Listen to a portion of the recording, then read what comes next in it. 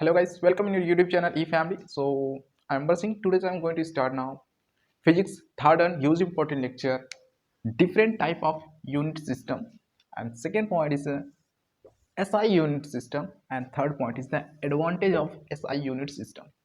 So let's get started now. First point, different type of unit system.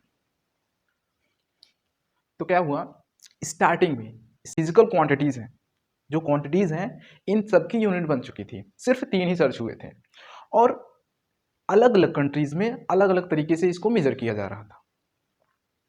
जब अलग अलग countries में अलग अलग तरीके से मेजर किया जा रहा था, अगर मान लो एक्सपोर्ट इंपोर्ट करना हुआ या फिर मान लीजिए हमें एक जगह से दूसरे जगह जाने के लिए, इस समय एविएशन की व्यवस्था हो गई है जो फ्लाइंग के लिए होता है।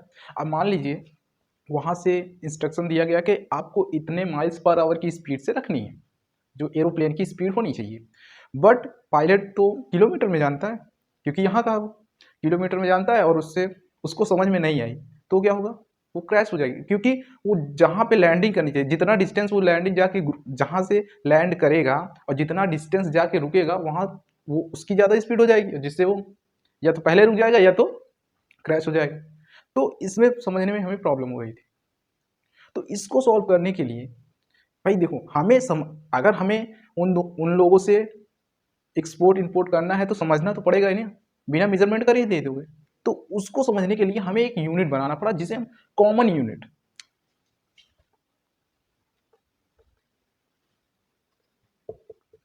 हमें एक कॉमन यूनिट बनाना पड़ा।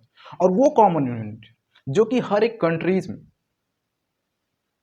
फैलाया जाएगा कि ये होगा, ये एक कॉमन यूनिट है, इसके आधार पे हर एक इंस्ट्रक्शन दिएगा, हर एक मेजरमेंट होगा। समझ रहे हो कि नहीं? जैसे कि फर्स्ट पॉइंट हम देखते हैं CGS। अब मैं CGS की बात करूं, CGS की फर्स्ट मैं इसको बता दूं, ये C है, इसका लेंथ में देखते हैं, ये जो यूनिट है इसको मैं लेंथ और then is G is the mass and third is the जो सेकेंड है वो टाइम है, क्योंकि ये सेकेंड। तो अब CGS आया कहाँ से? देखो, जब कई सारे साइंटिस्ट मिले और बोले कि एक हमें कॉमन यूनिट बनाना है, अब मैं कॉमन यूनिट ढूंढूं तो ढूंढूं कैसे? तो सबसे ज़्यादा फेमस होने वाले यूनिट मैंने सर्च करना स्टार्ट कर दिया कि आखिर कौन कौन से ऐसे यूनिट हैं जो कि सबसे ज़्यादा फेमस हैं और जो सबसे ज़्यादा यूज किए जा रहे हैं बिजनेस पर्पज़ पे और भी अनदर पर्पज़ पे। तो CGS जो था ये बहुत ज़्यादा यूज किया जा रहा था। और सेकेंड था FPS। अब FPS ये लेंथ के लिए हो गया, फोर्स F जो हो गया लेंथ के लिए, और ये मास P जो हो गया मास के लिए, और ये सेकेंड जो हो गया टाइम के लिए। ओके, अब देखो इन सब के पहले मैं आपको बता दूं C का मतलब क्या। C का मतलब होता है सेंटीमीटर। देख यहाँ पे लेंथ, मास, टाइम। तो लेंथ के टर्म में C का जो फुल फॉर्म होगा वो centimetre, second is G means gram, and third is S is the second. तो लेंथ का जो होगा वो सेंटीमीटर और मास का जो होगा ग्राम होगा और टाइम का सेकेंड। तो इनका मैंने फर्स्ट ये वर्ड उठाया और यहाँ पे रख दिया, इसको फुल मिला दिया, बोला ये होगा CGS। ओके, ये मैंने CGS बना दिया। अब जो सेकेंड वाला फेमस था वो था FPS। इसका फुल फॉर्म क्या है देखो, F का मतलब होता है फुट, उसके बाद पाउंड, P का मतलब पाउंड, ये मास में होगा, पाउंड मास में होगा, लेंथ में फुट होगा और टाइम का सेकेंड होगा। ओके, इतना समझ में आया? अब देखो वीडियो चल रहा है नहीं, अब देखो इन दोनों में से कौन सा लिया जाए। अब ये पॉइंट आ गया, क्योंकि ये दोनों बहुत ही ज़्यादा फेमस थे। तो अब इन दोनों में हम एडवांटेज देखेंगे कि आखिर इन दोनों में सबसे ज़्यादा बेनिफिट हमारे लिए कौन सा होगा, जिसमें हमें याद ना करना पड़े, ज़्यादा याद ना करने, सिर्फ हम मतलब क्वांटिटी नंबर्स हमें याद ही ना करने पड़े। तो जो हमारा CGS था ये मैट्रिक सिस्टम था। CGS जो था मैट्रिक सिस्टम था, और जो एफपीएस था ये नॉन मैट्रिक। अब ये तो नॉन मैट्रिक है, अब ये मैट्रिक है। अब हम बात करें मैट्रिक, आखिर ये मैट्रिक है क्या, जो कि हम सीजीएस में ले रहे हैं और एफपीएस में नहीं ले रहे हैं, और ये परफेक्ट है या नहीं कहे, मतलब मतलब एफपीएस जिसमें नॉन मैट्रिक्स है ये हमारे लिए सही है, या फिर सीजीएस जिसमें मैट्रिक्स है। तो चलिए देखते हैं आखिर मैट्रिक सिस्टम है क्या। एक नंबर लिया, इस नंबर से मैं किसी से मल्टीप्लाई करता जाऊं और मुझे वैल्यूज मिलती जाए। जैसे 1 में अगर 10 का मल्टीप्लाई करूं तो 10 हो जाएगा, उसके बाद 10 में 10 का मल्टीप्लाई करूं तो 100 हो जाएगा। ऐसे ही मतलब एक नंबर से मैं मल्टीप्लाई करते जाऊं किसी एक नंबर में तो हमें वैल्यू मिलती जाए। तो जब हमने इसका अरेंजमेंट किया, जब मैंने यूनिट बनाया, उस टाइम पे जब यूनिट बनी उसको हाफ हाफ किया गया, जो भी किया गया, तो देखो जो मैट्रिक सिस्टम बनी वो थी मिली सेंटी डेसी मीटर डेका हेक्टोल। अब देखो मिली, मैं स्टार्टिंग से ले रहा हूँ, स्टार्टिंग मतलब 1, ये 1 हो गया। अब देखो अगर मैं इसमें 10 से मल्टीप्लाई करता जाऊँ तो ये पूरी वैल्यूज हमें मिलती चली जाएंगी। फर्स्ट पॉइंट देखो, तो इसमें जब मैं 10 से मल्टीप्लाई करूंगा तो ये हो जाएगा 10। अब इसमें मैं जब 10 से मल्टीप्लाई करूंगा तो कितना हो जाएगा 100। ओके, उसके बाद फिर जब 100 में 10 से मल्टीप्लाई करूंगा तो 1000 हो जाएगा, और जब 1000 में 10 से मल्टीप्लाई करूंगा तो टेका हो जाएगा। ओके, तो 1 10 1 मिली हो गया, 10 से मैंने मल्टीप्लाई किया तो सेंटी हो गया, और फिर 10 से मल्टीप्लाई किया तो डेसी हो गया, उसके बाद 10 से फिर मल्टीप्लाई किया तो मीटर हो गया। अब ये मीटर आ गया। अब जब मैंने 1 2 3 4 5, तो जब मैंने 10 से अगेन मल्टीप्लाई किया तो कितना हो गया डेका, अगेन मल्टीप्लाई किया तो कितना आ जाएगा ये हेक्टा।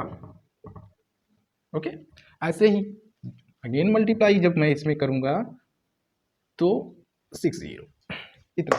अब देखो देखो 10 में देखो अरेंजमेंट पहले देखो, 10 में जब मैं 100 से मल्टीप्लाई करता हूं तो हमें मीटर मिल जाता है। जैसे कि बोलते हैं ना लोग 1 मीटर में कितने सेंटीमीटर होंगे, 1 मीटर में कितने सेंटीमीटर होंगे, तो 10 को मैं अगर 1 मान लूँ और उसके बाद फिर इसको मैं एक यहाँ से 0 हटाओगे जहाँ, तो ये 100 मान लूँ तो कितने हो जाएंगे 1 मीटर में 100 सेंटीमीटर। तो जब मैंने बीच में 2 बार ये आया, एक तो मल्टीप्लाई इसमें हुआ था एक इसमें हुआ था, तो इसमें हुआ मतलब 2 जीरो बढ़े थे यहाँ पे, इसके बीच में 2 जीरो बढ़े थे, जब 2 जीरो बढ़े थे तो मतलब 100, तो अगर इसको 1 मान लिया तो मैंने ये 100 हो गया।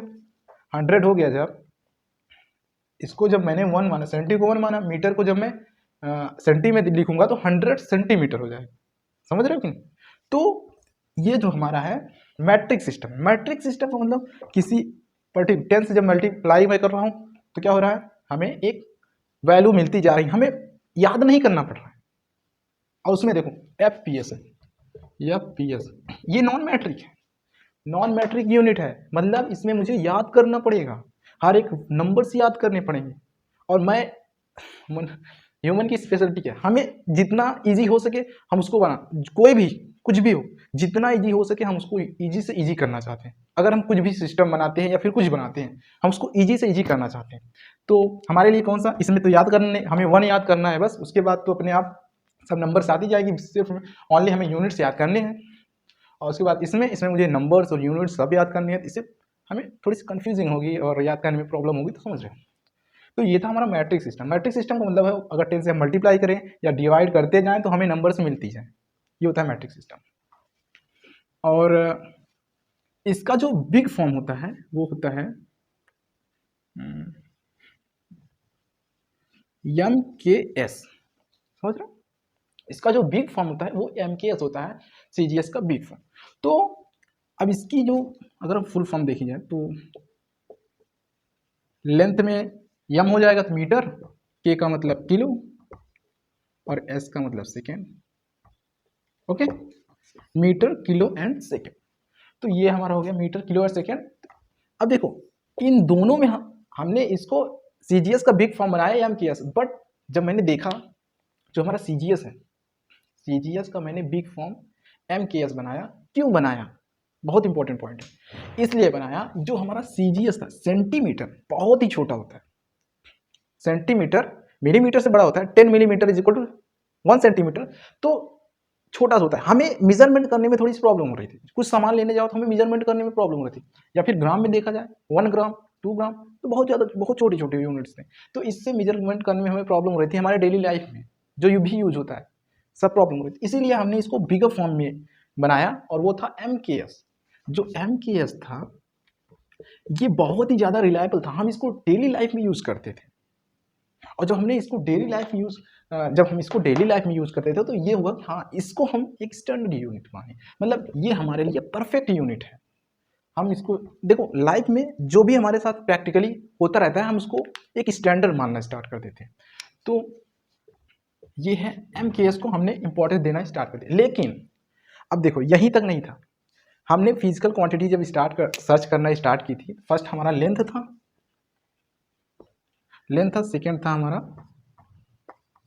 वो था सेकेंड हमारा मास, एंड जो थर्ड था टाइम। लेकिन यहीं तक नहीं, हमारी जो क्वांटिटीज भी और भी ज़्यादा बढ़ती चली गई।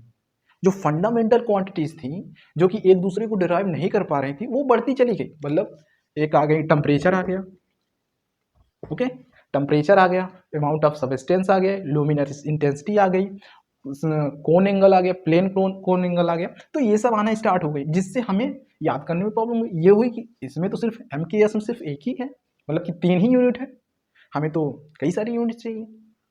तो इसके लिए जब बैठक हुई 1971 में कॉन्फ्रेंस हुआ एक, और उसके बाद फिर उस कॉन्फ्रेंस में हमें बताया, मतलब कि जब कॉन्फ्रेंस हुआ तो उसमें MKS को इंपॉर्टेंस दी। आई सिस्टम, फर्स्ट हमने देखा different type of unit, and then SI system. देखो क्या हुआ, हमने देखा कि MKS ये मतलब ये CGS का बिग फॉर्म है। ये CGS का बिग फॉर्म है। ये हमारे लिए ये जो है MKS हमारे डेली लाइफ में यूज होता है, तो हमने इसको एक बेहतरीन माना कि हाँ, हम इसको एक स्टैंडर्ड यूनिट मानते हैं। ओके, उसके बाद फिर जब कई सारी फिजिकल क्वांटिटीज आ गई, जैसे कि temperature, amount of substance, luminous intensity, तो ये जो फंडामेंटल क्वांटिटीज थी, अब इनकी भी यूनिट हमें रखनी थी। इनकी भी यूनिट हमें एक बनानी थी, और उसके बाद फिर उनको भी रखना था। आखिर हम इसको कैसे रखें? इसमें तो 3 ही है MKS। तो उसके लिए एक जनरल कॉन्फ्रेंस हुई, इंटरनेशनल कॉन्फ्रेंस सिस्टम था वो। तो जो सिस्टम था इंटरनेशनली था। ये जो सिस्टम वहाँ पे बनाया जा रहा था, वो इंटरनेशनली था। तो ये जो सिस्टम का S और इंटरनेशनल का I, इन दोनों को मिला के SI सिस्टम हो गया। ओके, सिस्टम का S, इंटरनेशनल का I, तो SI यूनिट हो गया। सो ये जो SI सिस्टम बने हैं, अब चलिए देखते हैं जो 7-9 फंडामेंटल क्वांटिटीज़ हैं, उनके SI यूनिट क्या क्या हैं। क्योंकि हम जब जनरल कॉन्फ्रेंस हुआ तो SI सिस्टम नाम दिया गया कि भाई चलो SI यूनिट हम इसको नाम देंगे। जब मैंने SI यूनिट मैंने इसको नाम दे दिया, आखिर मैंने MKS को इंपॉर्टेंस दी, हाँ ये परफेक्ट है। मैंने MKS को कहा ये SI सिस्टम में रहेगा, ये स्टैंडर्ड फॉर्म है। और उसके बाद फिर जो भी 9 फंडामेंटल क्वांटिटीज़ थे, उनको भी मैंने SI सिस्टम की SI यूनिट बना दी, उनका भी SI यूनिट मैंने बना दिया। तो चलिए देखते हैं आखिर वो SI यूनिट है क्या। SI यूनिट सिस्टम जो कि हमने क्रिएट की कॉन्फ्रेंस के द्वारा, क्योंकि वो जो MKS था उसमें सिर्फ 3 ही यूनिट थी। मैंने MKS को भी लिया, बट उसके साथ कई सारी यूनिट्स मैंने ली और उसकी यूनिट्स क्रिएट की, जिसे हम बोलते हैं SI यूनिट सिस्टम। तो SI में देखो, लेंथ का जो सिंबल होगा, क्वांटिटी का सिंबल जो होगा L होगा, और लेंथ का जो यूनिट है वो मीटर है, तो हमने M कर दिया। उसके बाद फिर मास का सिंबल जो है, क्वांटिटी सिंबल, M कर दिया। उसके बाद फिर किलोग्राम का केजी कर दिया। अब देखो, इन दोनों को कंफ्यूजिंग होने लगी। 3 थे, कोई कंफ्यूजिंग नहीं था, कोई बात नहीं, हम याद कर लेंगे। लेकिन कई सारे आ गए, तो इन सब में हमें कंफ्यूजिंग होने लगी।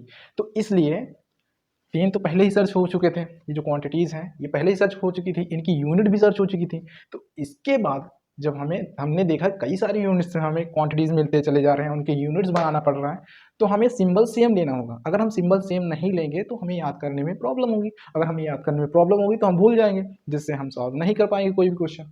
तो इसलिए हमने क्या किया, टाइम के बाद सिंबल एक साथ मतलब कि एक ही समान के सभी सिंबल रखना स्टार्ट कर दिए। जैसे कि लेंथ का जो यूनिट है मीटर है, मास का किलोग्राम है, टाइम का सेकेंड है। अब देखो टी टी ये तो पहले से ही था, ओके, और सॉरी टाइम का सेकेंड है यहाँ पे second, okay, time T yes. अब देखो उसी टाइम अगर सर्च हुआ होता ये सब तो हम क्या करते इसको हम एक ही साथ रख देते कि चलो ये सेम सेम रखें, लेकिन नहीं हुआ था तो इसीलिए ये अलग अलग हो गए। बस यहाँ तक याद, तो कई लोग कंफ्यूज हो जाते हैं। तो इलेक्ट्रिक करंट का सिंबल ए है और एम्पियर ए है, टेम्परेचर का के है, केल्विन के है, ये जो यूनिट्स हैं, और ये फिजिकल क्वांटिटीज है। ल्यूमिनस इंटेंसिटी की जो यूनिट होगी वो कैंडला होगी एसआई सिस्टम में, और उसके बाद फिर इसका जो सिंबल होगा सी डी होगा। Plane angle radian R E D, solid angle steradian, okay. तो ये था हमारा SI system, advantage of SI unit. SI unit के आखिर एडवांटेज क्या है? फर्स्ट है मैट्रिक सिस्टम, जैसा कि मैंने पहले ही बता चुका हूँ, यूनिट मतलब मैट्रिक क्या होता है। Second point is the coherent system. Coherent system का मतलब क्या है? देखो पहले बहुत इंपॉर्टेंट पॉइंट है, जैसे कि मान लो जो एनर्जी का यूनिट क्या होता है, मानना क्या है, एनर्जी का यूनिट क्या होता है। अगर हम इलेक्ट्रॉन के टर्म में देखें, प्रोटॉन के टर्म में देखें, तो उसका जो यूनिट होता है वो इलेक्ट्रॉन वोल्ट होता है एनर्जी का। और उसके बाद फिर अगर हम देखें फिजिकल बोले तो कोई बॉडी अगर डिस्प्लेस हो रही है या फिर वर्क डन हम देख रहे हैं तो वो कैसा होता है, जूल में, ओके। इलेक्ट्रॉन वोल्ट में, जूल में, और क्या होता है, न्यूटन मीटर होता है। तो हमें कई सारी यूनिट नहीं रखनी है, हमें सिर्फ एक सिंगल यूनिट बनाना है। इन सबको मैं है एक ही, मतलब वर्क डन एक ही हो रहा है, बट क्या है अलग अलग जगह है वो यूज हो रहा है बस। तो मेरे कहने का मतलब जो कोहेरेंट सिस्टम है, कोहेरेंट सिस्टम का मतलब ये है कि जितने भी यूनिट्स हैं उनमें से सिर्फ एक ही यूनिट ऐसा होगा जो एसआई सिस्टम में होगा, और वो स्टैंडर्ड यूनिट होगा। तो हमने जूल को एक एसआई सिस्टम मान लिया, बोले एसआई यूनिट मान लिया, क्योंकि ये परफेक्ट, हम हर चीज में परफेक्ट देखते हैं कि हमारे लिए रिलायबल कौन है, रिलायबल। सो तो ये मान लिया, मतलब हमें 1 यूनिट बनाना है बस, ये नहीं कि हमें 50-10-20 यूनिट बना के रख दिए एक ही क्वांटिटी का। मान लो एनर्जी हुआ, वर्क डन हुआ, या फिर एक्सेलरेशन हुआ, इन सब के अलग, प्रेशर हुआ, प्रेशर क्या होता है, बार होता है, और भी पता नहीं क्या क्या होता है। तो जो कोहेरेंट सिस्टम का मतलब है एक सिंगल यूनिट होना चाहिए, सारी यूनिट, तो सिर्फ एक ही सिंगल यूनिट रखना है बस, ओके। रेशनल सिस्टम का मतलब क्या है? रेशनल सिस्टम का मतलब है 1, हमें क्वांटिटीज याद ना करनी पड़े। रेशनल सिस्टम का मतलब है 1 का मतलब क्या है, देखो जैसे कि एक्सेलरेशन की वर्क डन अगर निकाला जाए, देखो मेरे पास एक बॉडी थी, ओके, मैंने इस पर फोर्स लगाया, 1 न्यूटन का फोर्स लगाया, 1 मीटर तक ये गया, तो कितना वर्क डन मिला हमें? 1 जूल वर्क मिला। तो ऐसे ही, ओके, हम इस पे वर्क कितना किए, 1 जूल। तो ऐसे ही अब देखो, मान लो कि हमें क्या फोर्स ये में एफ बराबर एम है, एक मैंने बॉडी लिया, मास एम है, बोले तो 1 न्यूटन 1 केजी का है, ओके। 1 मीटर पर सेकेंड की स्क्वायर से मैंने इसमें एक्सेलरेशन ला दी, तो मैंने फोर्स कितना लगाया, 1 न्यूटन का फोर्स लगाया, ओके। ऐसे ही हमें नंबर्स ना याद करने पड़े, रेशनल सिस्टम में 1, ओके। ऐसे इजी प्रैक्टिकल का मतलब क्या है, ये हर एक कंट्रीज में अवेलेबल है, हर एक कंट्रीज में यूज हो सकता है, कोई प्रॉब्लम नहीं होगी इसमें।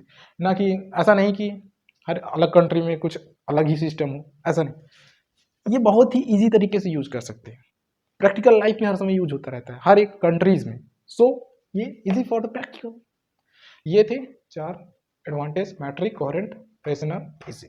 मैट्रिक का मतलब 1, बोले तो हर एक यूनिट मिला के सिर्फ एक ही सिंगल यूनिट बनाना है, और रेशनल का मतलब होता है 1 का मतलब है हमें नंबर्स ना याद करने पड़े।